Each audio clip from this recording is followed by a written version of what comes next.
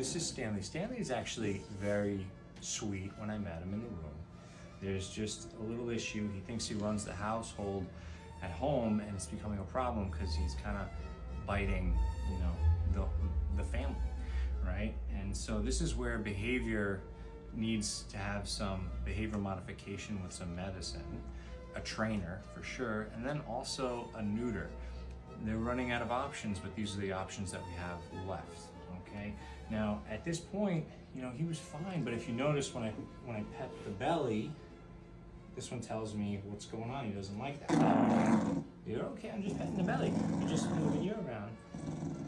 So what has happened is over the years, Stanley has learned that, oh, I'm the top of the totem pole. What I say goes, okay? And that is something where, you know, what happens is if he's playing and he's in a good mood and then you pet his belly, all of a sudden then he'll try and nip you. So just like that, all right?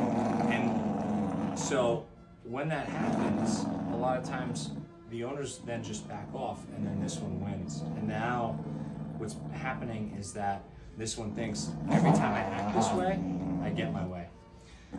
So this one doesn't go see the behaviors. Yes, so a lot of times what you gotta do is you just, in this situation, you just ignore them like they're acting like a little toddler having a temper tantrum. Okay? You're okay. Okay. Good job. Good job. You did good, Stanley. You did good. Come back to me. Come back. Good. Get out of your head. Good job. You did great. Are you done? Are you done?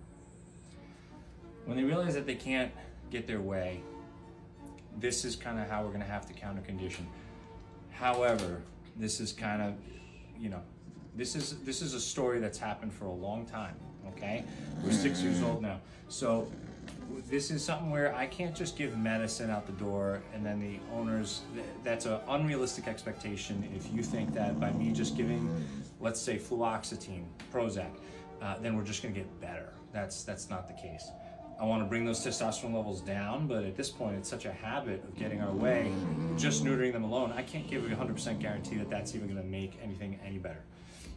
So we need to do multiple things, right? So we're gonna talk about neutering, yes, and then we're gonna talk about some behavioral modification, and that's slow process, and then we're also gonna talk about a behaviorist and a trainer, okay? And that's the next best thing for you. Okay, Stanley? Now, watch what happens when, and we're also corgi, right? So this is something where you got to think about the breed too. If you're going to get a breed that's very, very independent, they need structure right from the beginning. And I was talking to the owners about this, and by talking hindsight, I don't usually like doing that because then it seems as if I'm lecturing, and I'm not. I'm just explaining how we got here. Okay, and it's very easy to get them to this position. It's harder to get them out of it, but we are going to try. Okay, you're gonna be fine. All right. So now we can put down. Okay, and take the muzzle off. And as you can see, once we take the muzzle off, everything's gonna be fine. Good job. Hold on, we're taking the muzzle off. Yay! It's on there. Good. Good job. Yay! That's his wish. All right. Good job. Hey, we're gonna. So as you can see, right, we're not trying to attack me. We're not a bad dog. Yes, we just don't like our belly being touched. This can be risky for owners, right? Especially when they have family and friends and they're worried about anyone else getting bit. This is a real problem that we're trying to solve here. Okay, good job. Hey, go here, you. Yeah.